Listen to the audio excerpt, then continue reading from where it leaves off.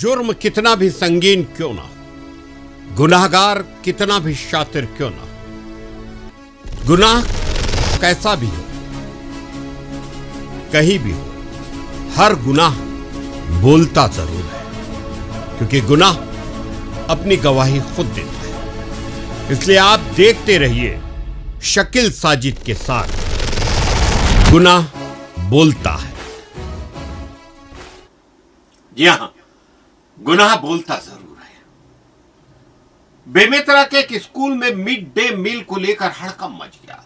खाना परोसते ही छात्राओं को उसमें नैप्थलीन जैसी तेज गंध महसूस हुई। करीब 28 छात्राओं की तबीयत बिगड़ने पर उन्हें जिला अस्पताल बेमेतरा ले जाया गया।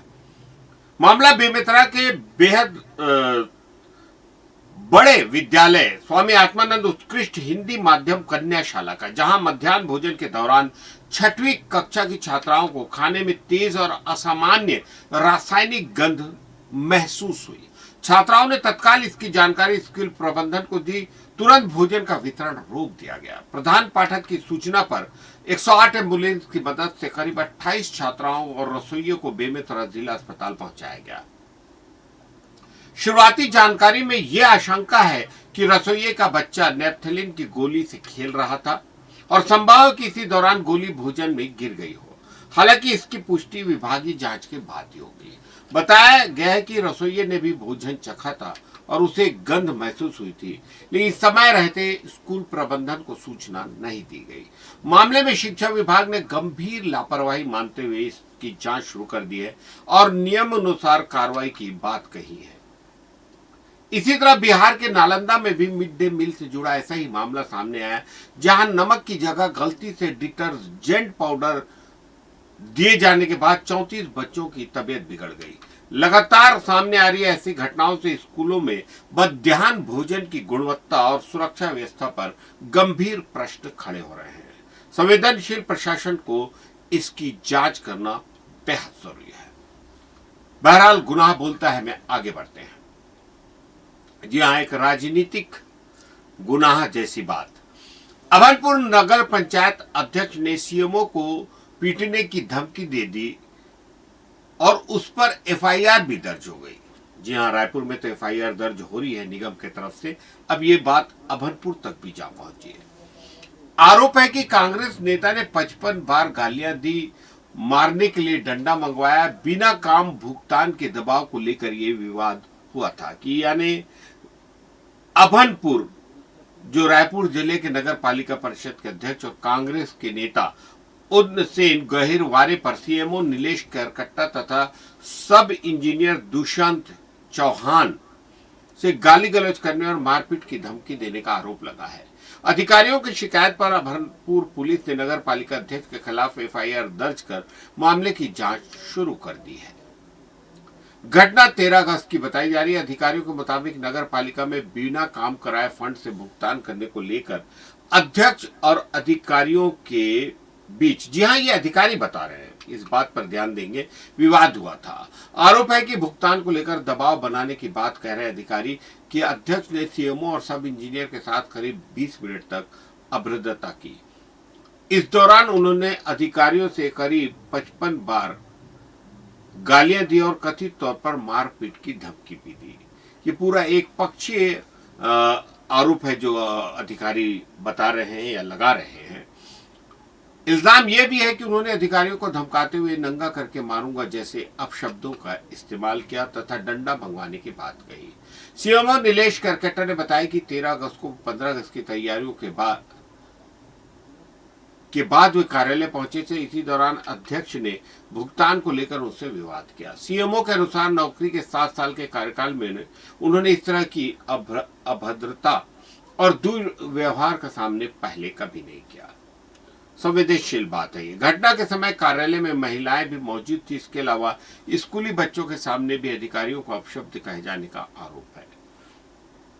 अधिकारियों ने घटना की शिकायत पुलिस से की, जिसके बाद पुलिस ने नगर पालिका अध्यक्ष के खिलाफ संबंधित अपराधों में धाराओं में अपराध दर्ज किया। मामले में पुलिस घटना के दौरान मौजूदा लोगों से पूछताछ करने के साथ ही अन्य साक्ष्यों के आधार पर जांच कर रही है। अध्यक्ष की ओर से लगाए गए आरोपों या घटना को लेकर उनका पक्ष फिलहाल सामने नहीं आया है और उनके पक्ष को जाने बिना ही, पूरी विवेचना किए बिना ही पुलिस ने अपराध दर्ज कर लिया, ऐसे सूत्र बता रहे हैं। पुलिस जांच के बाद ही पूरे मामले की स्पष्ट होगी यहां पर स्थिति। आगे बढ़ते हैं, गुनाह बोलता है मैं। फर्नीचर घोटाले में पूर्व डीएमसी और सप्लायर गिरफ्तार हो गए और बगैर सामान सप्लाई किए 67.15 लाख रुपए का भुगतान कराने का भी आरोप लगा है और अन्य जितने भी सप्लायर उनकी भूमिका की भी जांच जारी है। अविभाजित सरगुजा के सूरजपुर और बलरामपुर जिले की पूर्व माध्यमिक शालाओं में फर्नीचर खरीदी के नाम पर करीब 67.15 लाख रुपए के आर्थिक अनियमितता के मामले में एंटी करप्शन ब्यूरो ने बड़ी कार्रवाई की। जांच के बाद एसीबी ने तत्कालीन जिला परियोजना समन्वयक राजीव गांधी शिक्षा मिशन सत्य प्रकाश पांडे और मेसर्स दर्शन फैब्रिकेशन व आकृति प्रिंटिंग प्रेस के संचालक संजय पटेल को गिरफ्तार किया है। दोनों आरोपियों को बुधवार को न्यायिक अभिरक्षा में जेल भेज दिया गया।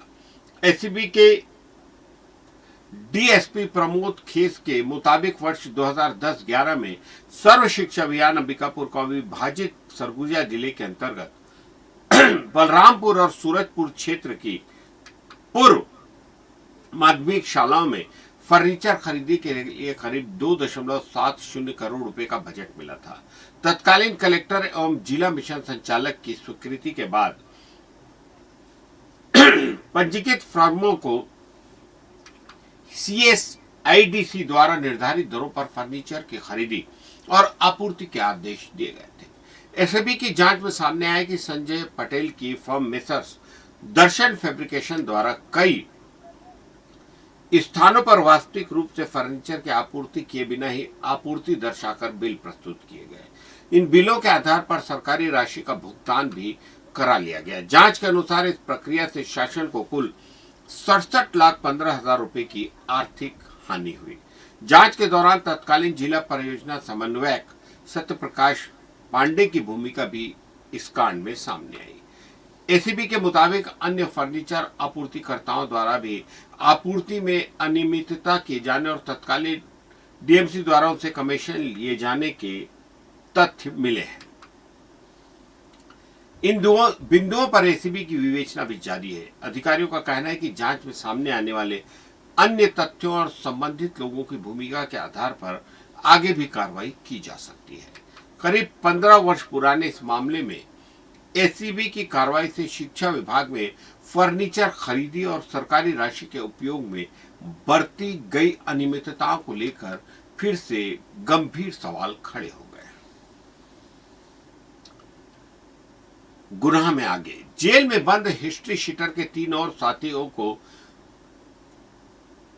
गिरफ्तार कर कोर्ट में पेश किया गया।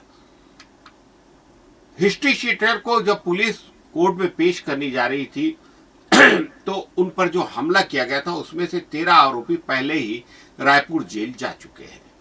गोबरा नवापारा थाने के हिस्ट्री शीटर टुमल उर्फ लल्ला सोनवानी को पुलिस हिरासत से छुड़ाने के लिए पुलिस टीम पर हमला करने के मामले में 3 और आरोपियों को गिरफ्तार किया गया है।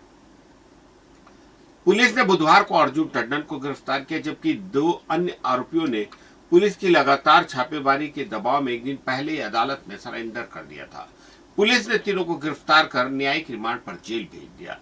इस मामले में पुलिस अब तक हिस्ट्री शीटर टुमन उर्फ लल्ला की मां फेक्ती सोनवानी, जो नवापारा नगर पालिका के सभापति हैं, उसकी 2 पत्नियों, बहन समेत 13 आरोपियों को गिरफ्तार कर जेल भेज चुकी है।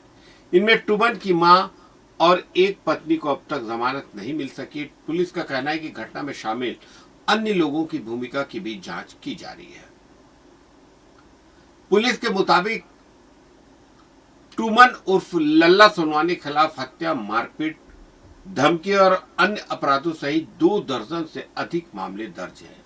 वह फिलहाल रासुका के तहत जेल में बंद है। करीब 4 महीने पहले उसे ढाबे में अवैध रूप से शराब बेचने के आरोप में गिरफ्तार कर जेल भेजा गया था। कार्रवाई के दौरान रायपुर से पहुंची पुलिस टीम को टुमन ने चाकू दिखाकर धमकाने की कोशिश भी की थी। ढाबे में शराब पकड़े जाने और पुलिस टीम की शिकायत के बाद तत्कालीन थाना प्रभारी को निलंबित कर दिया गया था।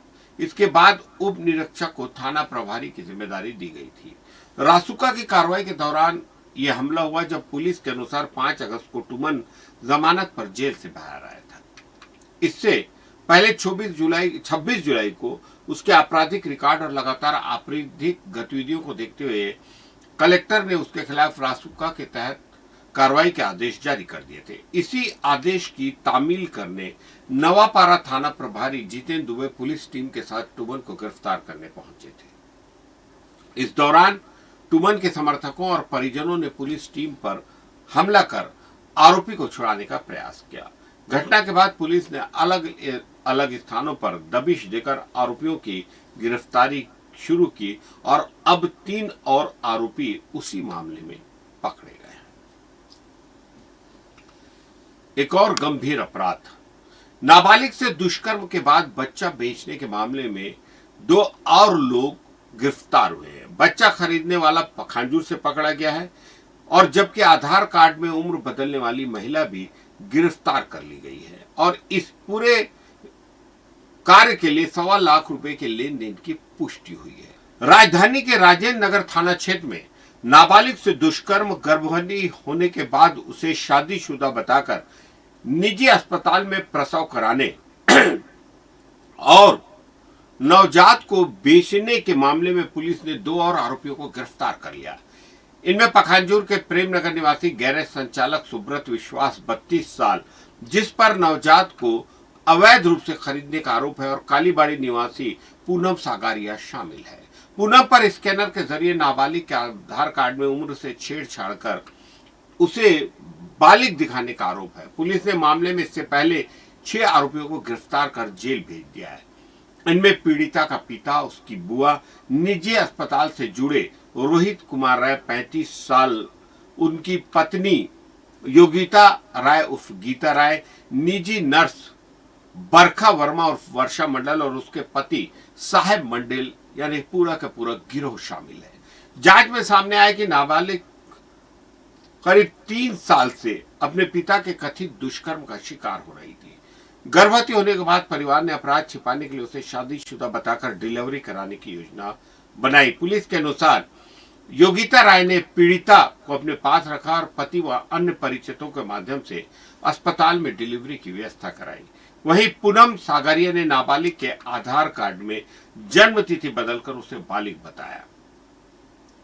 इसके बाद दस्तावेजों में उसे शादीशुदा भाई की पत्नी के रूप में प्रस्तुत किया गया। फर्जी दस्तावेजों के आधार पर वासुदेव अस्पताल में उसकी डिलीवरी कराई गई और नवजात को निसंतान दंपति को सौंप दिया गया। इसमें पता चला है कि इस पूरे मामले में करीब 1.25 लाख रुपए के ऑनलाइन लेन देन की पुष्टि हुई है। पुलिस को आशंका है कि बच्चे के सौदे में इससे अधिक रकम का लेन देन हुआ हो सकता है। गिरफ्तार सुब्रत विश्वास जेल भेजी गई आरोपी बरखा मंडल का करीबी रिश्तेदार बताया गया है। पुलिस ने पखांजूर से बरामद नवजात को बाल संरक्षण समिति के निर्देश पर मातृ छाया के संरक्षण में भेज दिया है। वहीं आरोपी पिता और बुआ के जेल जाने के बाद पीड़िता और उसके 2 छोटे भाई बहनों को उनकी मां के सुपुर्द किया गया है। पुलिस अब पूरे नेटवर्क में शामिल अन्य लोगों और पैसों के लेन देन की जांच कर रही है। पुलिस ने इस पूरे मामले में बहुत ही प्रशंसनीय कार्य किया है और बहुत ही तत्परता से कार्रवाई की है। हम नियमित अंतराल पर आपको हमारा खास कार्यक्रम गुनाह बोलता है दिखाते हैं। इसे दिखाने का हमारा मकसद बिल्कुल साफ है, समाज में हो रहे अपराधों पर लगाम कसना, क्योंकि हम समझते हैं कि यदि हम सावधान रहें, चौकसी बरतें, सतर्क रहें, अपने आसपास की संदिग्ध गतिविधियों पर नजर रखें, अपने आसपास होने वाली किसी भी प्रकार के संदिग्ध गुनाह के आहटों को पहचाने, तो समाज में हो रहे जुर्म को कम किया जा सकता है। इसलिए देखते रहिए CTV7 पर शकील साजिद के साथ गुनाह बोलता है। नमस्कार। जुर्म कितना भी संगीन क्यों ना, गुनाहगार कितना भी शातिर क्यों ना, गुनाह कैसा भी हो, कहीं भी हो, हर गुनाह बोलता जरूर है, क्योंकि गुनाह अपनी गवाही खुद देता है। इसलिए आप देखते रहिए शकील साजिद के साथ गुनाह बोलता है।